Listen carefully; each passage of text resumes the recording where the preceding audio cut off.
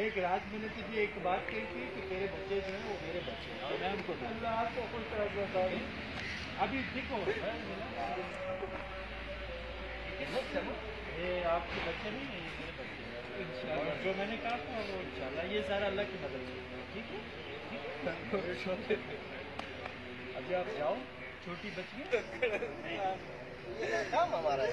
आ जाओ आ जाओ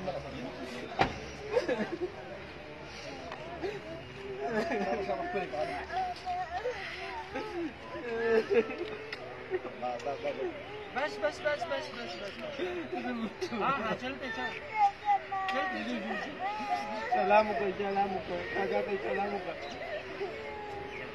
चलते आप ऐसा कर ले सरदार बच्चों को बिठाएं,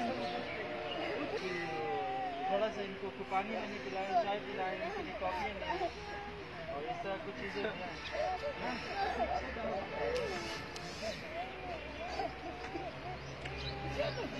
बहुत तकलीफ